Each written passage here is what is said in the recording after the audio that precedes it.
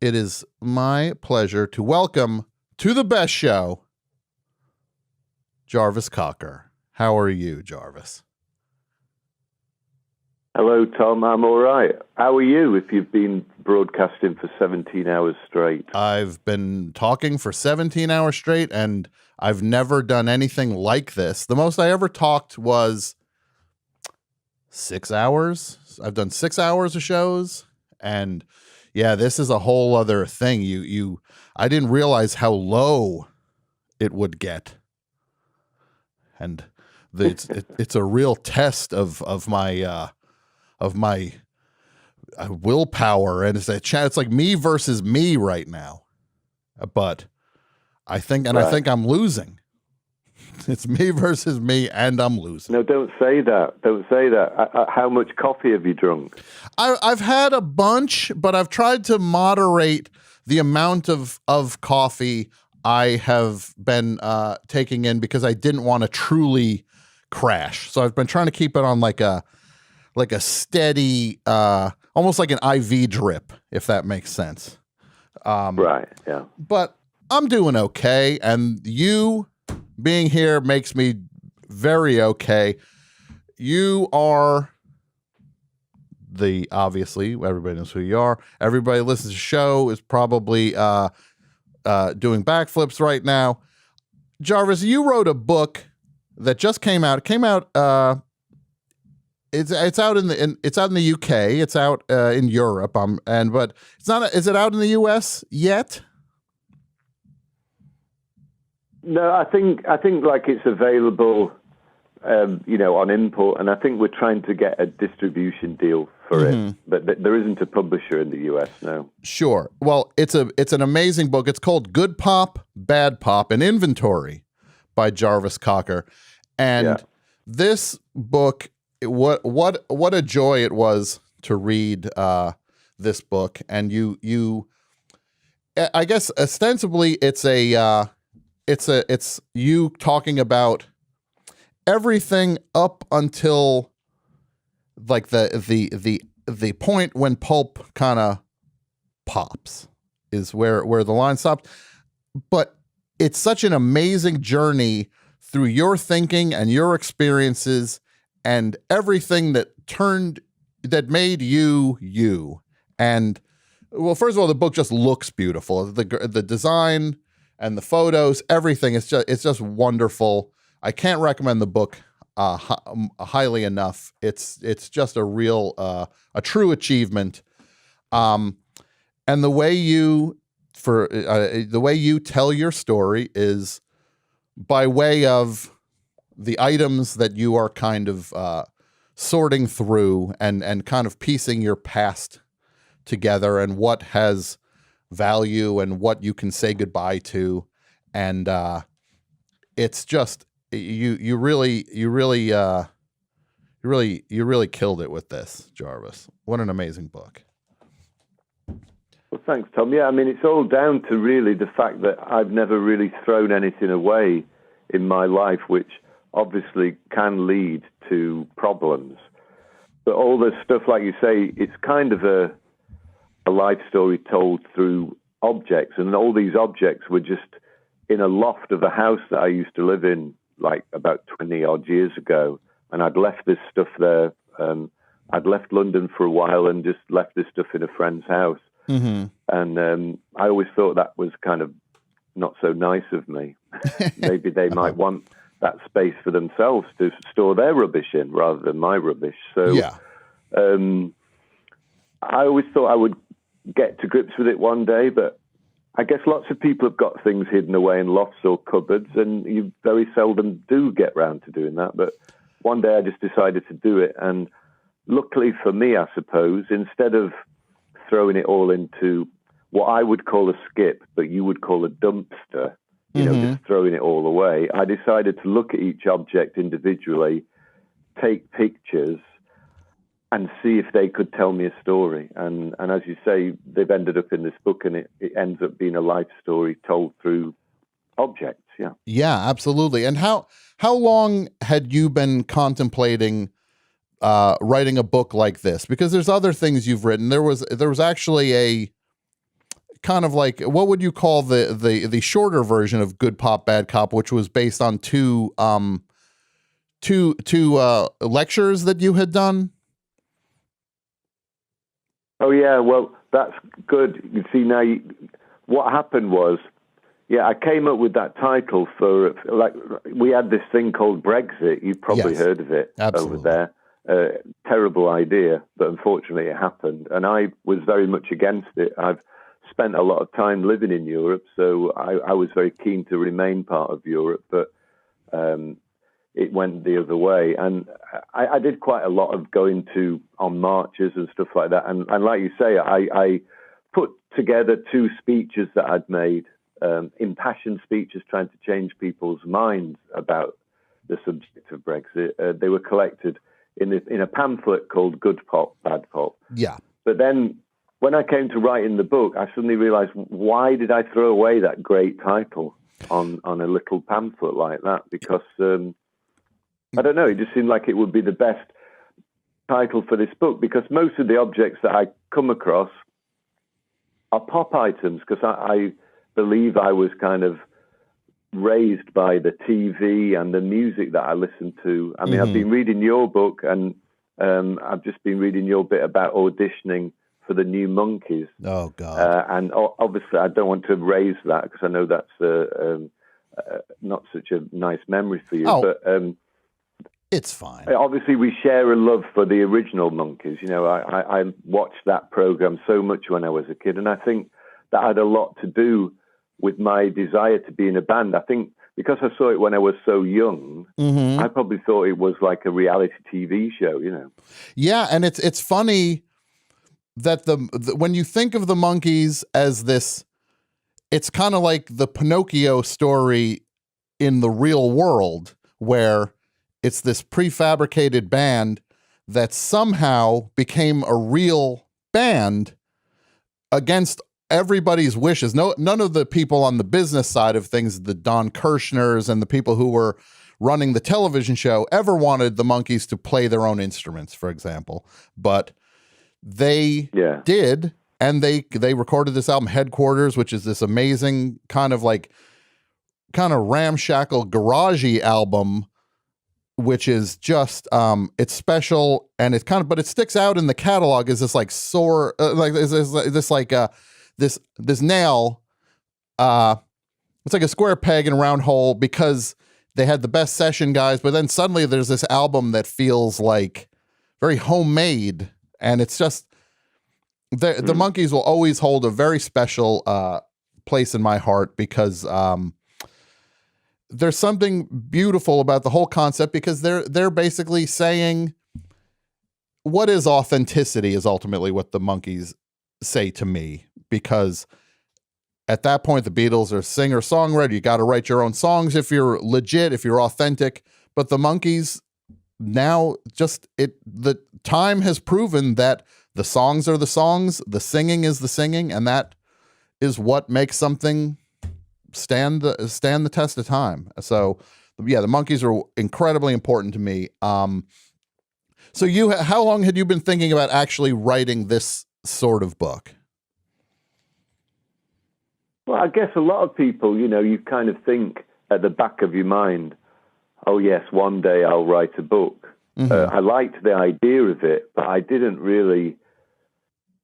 Well, it kind of almost happened by accident. I did a collection of lyrics about 10 years ago, and that book was taken up by a Spanish publisher and translated into Spanish. And I got to be friends with the woman who had bought the book, and she then became a literary agent. And she said, "Jarvis, can I be your literary agent?" And I said, "Well, yes, Monica, you can, but I've no intention of writing a book. But if you think it's a good idea, then I've no objections." So she became my literary agent, and then kind of almost without me realizing, she got me a book deal. And it was quite a good deal.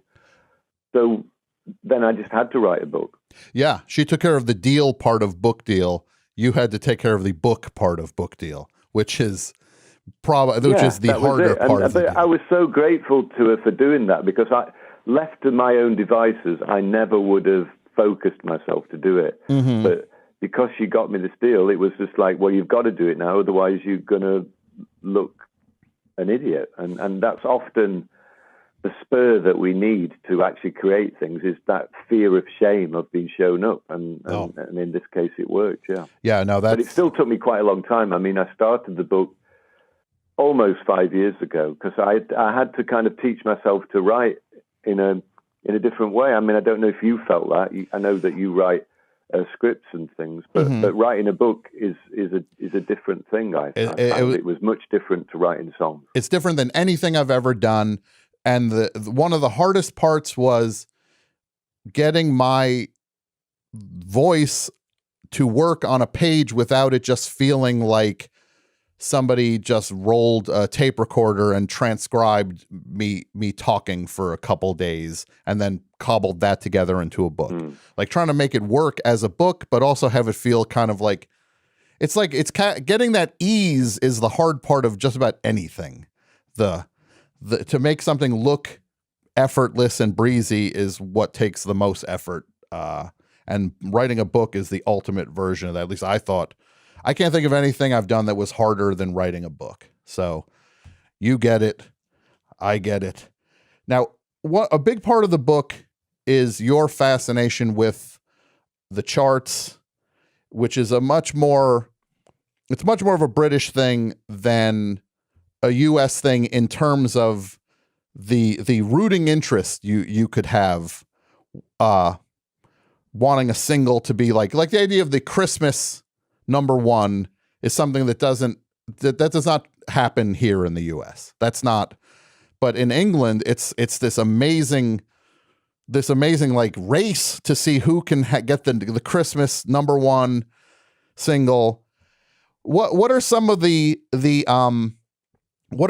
chart battles that throughout your life that you were just really invested in?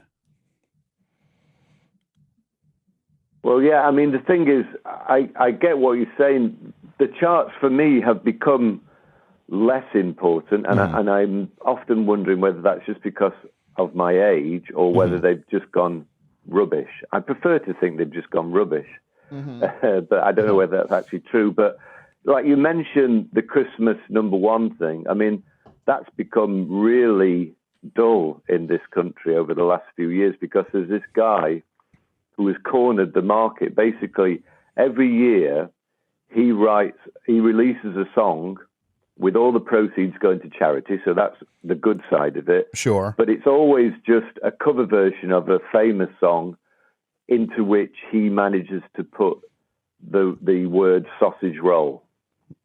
Okay. I don't know if you're familiar with sausage rolls. They're kind of like sausage meat with like flaky pastry around them. They're very popular in the UK. I don't know if they're so popular in the States.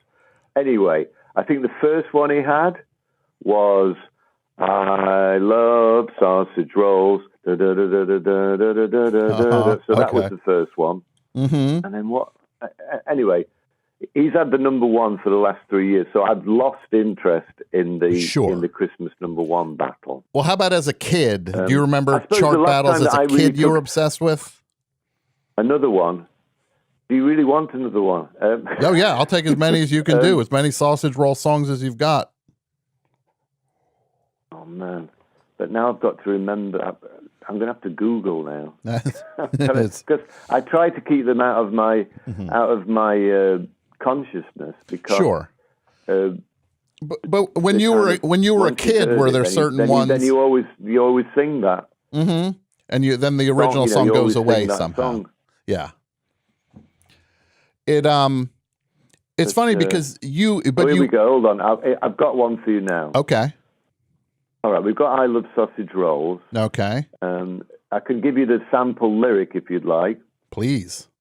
I saw him standing there in the bakery, holding the biggest sausage roll I've ever seen. Don't know it would turn me on, but I'd never seen one. I mean, it's quite rude as well. Anyway, that's the way he desecrates Joan Jett's song. Sure. On that one. Now let's have a look. The year before. No, hold on. Now that was the one in 2019. The one in 2020. That was an original song. Rubbish. Right, last year's. I'm going to find you last year's. Was.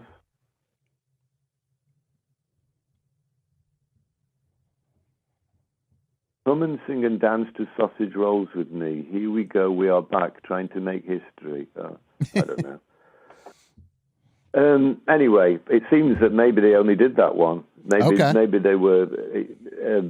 Anyway, I've shared too much with you there. But the last time that I really took a lot of interest in the charts was probably back in punk times. You know, it was a big thing to think that punk bands could get in the charts. Sure. You know, the famous thing in the UK is that when there was the Silver Jubilee, the Sex Pistols released God Save the Queen, and everybody kind of agrees now that should have been number one, but somehow they fiddled the figures, and I think it was Rod Stewart's Sailing was number one instead. Sure, the fix was in, and they were not going to let that happen. Now, how did it feel for somebody who was... go ahead, sorry. Yeah, go on, sorry. I was going to say, you were mindful of pop music, mindful of the charts, and then when your turn came, Common People went to number 2. Right? It didn't go all the way. Yeah. You almost had the number one single. And what kept it out was another kind of like garbagey song, right? Well, that was these two guys called Robson and Jerome who were in a TV program. And they kind of, they also desecrated famous songs. So they did a cover version of Unchained Melody, and that was number one instead of Common People, yeah. Sure. And that, it's almost like one of those things where it's like, what are you going to do? What should have been was not what was.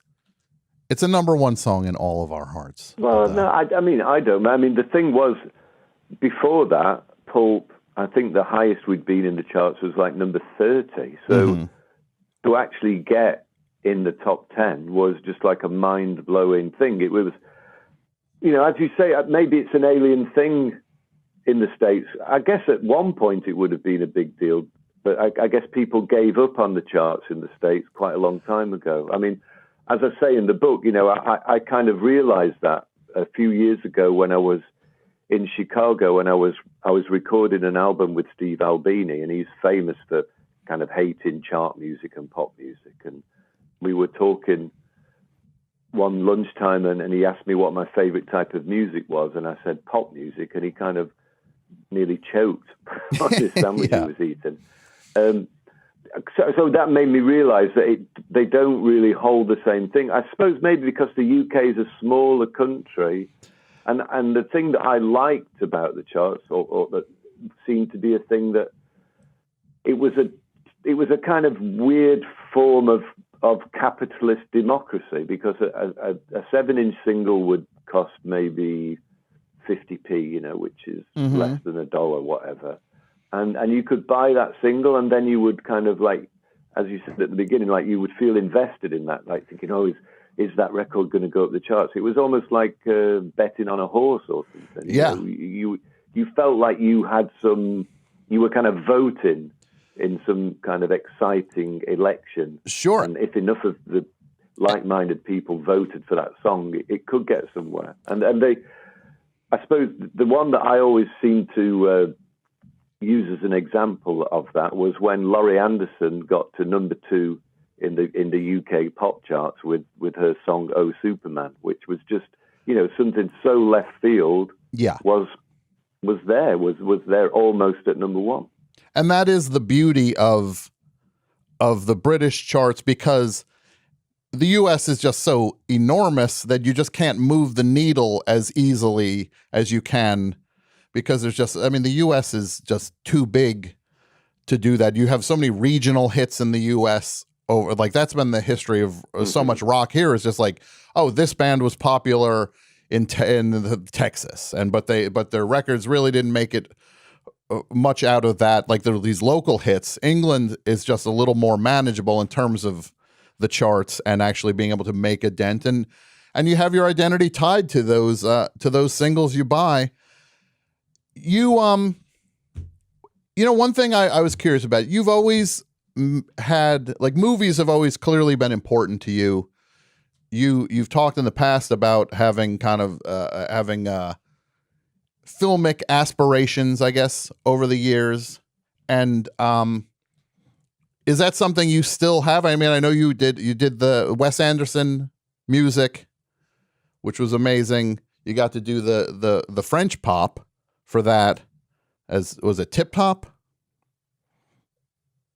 And yeah, that's it. Yeah, in Wes Anderson's last film, The French Dispatch, there's this kind of fictional pop star called Tip Top, who doesn't actually appear in the film, but me and the band that I have at the moment, we did a version of a very big French hit called Aline, and we did that for the film. And then Wes thought it would be interesting to like pretend that Tip Top really existed, and why don't you do his greatest hits album, which was fantastic for me because I've been a fan of French pop music for a long time, so I could kind of pick a lot of these songs that I really love and try and do good versions of them. So that's what the Tip Top album is. Yeah. Yeah.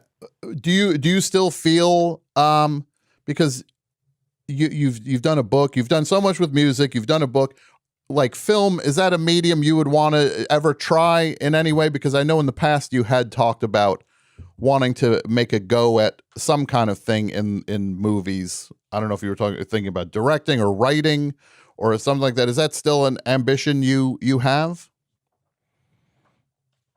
I guess so. I mean, that's what made me move to London at the end of the 80s. Pulp had already existed. I mean, I started the band at school, and after school finished, the other members of the band went to be sensible and go to college and university, and I stayed in Sheffield because I really wanted to be, to be a musician and have that as my life.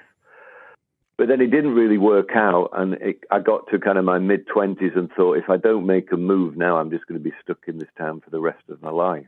Sure. So I applied randomly to St. Martin's College, which some people might be familiar with because of the lyrics to Common People. I applied there to do film. I'd picked up an old Super 8 camera from kind of, like a garage sale kind of thing, and I'd filmed a couple of things, and I applied to college, and through a strange, I don't know, I got in, and that got me out of Sheffield and got me to London. And so, yeah, then I thought, I studied film for 3 years and thought maybe I would do something with that. But then in a weird kind of way, towards the end of college, we played a concert and suddenly people clapped. And so I thought, oh, okay. Because music has really always been the thing that I've wanted to do because it's the thing that moves me the most. I write about that a bit in the book, of this thing called the tingle, where when you hear a song that you really like, you get this funny kind of buzzy tingling feeling in your neck and shoulders. And I don't really get that with anything else. I can read a book and I can appreciate it, and I can watch a film and I can think, yeah, that's a good film. But with the song, if I hear a song that I really love, it will actually, it's like it gets inside you and it moves you. There's no way to explain how just hearing something can provoke that kind of physical response. And so that's like a form of magic.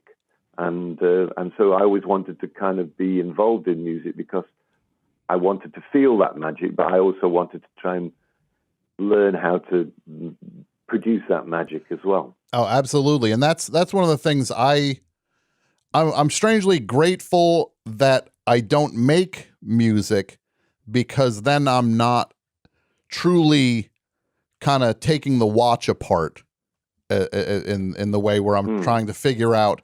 I can still hold on to that part of the magic, and truly there are elements that will always be mysterious to me with music that I'm actually grateful for, because I've done enough writing for TV and these things, and sometimes I watch a show and all I think about is, oh, I wonder how they got that location. I wonder how many days they were shooting there, and whether they were shooting at night, if they're doing, they're doing, just like just thinking of the technical side of it, and that kind of, it definitely killed a little bit of the magic of TV for me, was just knowing how the sausage is made. No, not trying to make a reference to your number one hits, your Christmas songs, but it's just that kind of thing. So music is important for me, that I get to kind of still hang on to that. I still don't understand it in the sense of how it's truly put together. Yeah, and it's the thing. It's the strange, because I've now spent most of my life making music, and it is a weird thing, because I agree. I want to still be moved by it. I don't want to. I'm not particularly technical. I haven't really got a home studio or anything like that, because I kind of still want it to be exciting to go into a studio, or exciting to go and try and play a song to the rest of the band and see whether they think it's any good or not. Sure. And you can still hold on to that excitement. But then again, you don't want to kind of artificially try and pretend that you're still like, I've still got my punk spirit. Because obviously after 40 years of making music, you do develop skills or ways of doing it. Mm-hmm. Yeah, and you've definitely played with that in terms of how you did the last Jarvis record of workshopping the stuff live and really trying to find different approaches and different forms of attack to see what the results would be. So well, with that, I mean that it's good that you raised that, because that was such a revelation for me, because I think for any art form, self-consciousness is your biggest enemy. You have to just kind of get on with it and not think about it too much. And I've certainly at certain points in my career, I've got kind of blocked and not been very productive. And so when we went out on this tour and we started kind of recording stuff we'd kind of written the songs a bit. It wasn't like we were jamming or improvising. I'd written some words and I kind of had vague structures for the songs, but I wasn't sure exactly how the story ended with any of the songs. And we just started playing them and because as soon as you play something to an audience, you play it in a completely different way to how you would play it in a rehearsal room or whatever. Because you're aware that they're watching and they may have paid some money to see you, so you'd better give them something worth listening to and worth looking at. So that was kind of the thing that unlocked those songs. And then we also had the opportunity to record them. So we kind of caught the songs. It was almost like catching them as they were born, and before you start to mess around too much. And that was a very liberating thing to do. Yeah. That's really interesting for you to just keep pushing in different ways to see where you go, but you can't deny who you are and who you've been in that process. And look, I've got one more thing. Then we'll let you get on with your night. You announced a day or so ago the 2023 you're going to do some pulp shows. Is that going to be a U.S.? Are you going to do some in the U.S. also? Please? Well, I'm not trying to be cryptic here, Tom, but we're not sure yet. I mean, we're definitely going to do some shows, and I'm excited about that. And it's been really it's been quite touching, actually, the fact that people also seem, people out there seem to be excited about that. And, yeah. I'm looking forward to being able to lay those songs on people and to the best of my ability. And we're just trying to work out how it's going to work, where we're going to start, where we're going to go. So I can't really, as I say, I'm not being mysterious. Sure. I just can't really answer that question. Oh, it makes sense. Fully at the moment. The one thing I would say is, respectfully, please consider some songs from We Love Life, which I feel like gets short shrift in the body of work. It's so great, and people overlook it. Thank you. Well, that's just because before I decided whether we were going to try and do this, I thought I'd better listen to the songs. The thing is, I never listen to my own music for pleasure, because that's something, I don't know, you spend so much time making a record and playing it live that I would never listen to it at home. Yeah. But because we were thinking about doing some shows, I thought, well, a logical thing would be listen to the songs and see whether you still think they're any good. Mm-hmm. And so I listened to all the Pulp albums one evening, and I came to that one last, obviously, because chronologically that's the last Pulp album. And I don't know, I didn't, but I enjoyed that record more than I thought, and yeah, I think we probably will play a couple of songs from that, because I was kind of pleasantly surprised by that record. Yeah, no, it's a truly beautiful record, and it gets overlooked, and it would be nice to see it get some love. So, yeah, thanks. I mean, the big thing about that record was really that we ended up working with Scott Walker. He produced that record, and so it will always be special because of that, because he kind of put the lie to that thing. Sometimes when people say don't meet your idols, mm-hmm. You'll only be disappointed or whatever. But it was, anybody who knows anything about me as a musician will know how important and central an influence he is on me. And so the fact that we actually got to know him a bit and make a record with him, is just one of the high points in my life. It's, to use your phrase, Tom, what is it? It's like I'm just going to use your phrase here. Mm-hmm. It is, come here, a story of unqualified triumph. Oh my goodness. Well, Jarvis, you don't know what that means to me, that you actually have my book. Blows me away, and you are the best, and we all love you, and hopefully you do take the shows to the U.S., and we will see you wherever you are. We will see it. And thank you for making the time and coming on the show. What a thrill. Oh, well, thanks, Tom. It's been great to talk to you, and keep, you've got the finish line in sight now. Mm-hmm. What, you've got like 6.5 hours left to go? 6.5 hours to go, and we'll get there. Yeah. Okay. Awesome. Well, thank you so much, Jarvis. I appreciate it. Well, yeah, good to speak to you. Of course. Thank you. We will talk to you soon. And thank you again, and have a great night. Okay. All right. Cheers. Bye. Well. How about that? Hey, you like apples? Well, how do you like them apples? Are we ready to throw over? If you don't think that the madness is enough, are we ready to throw over to the studio? We are, Tom. Okay. How do we introduce this act?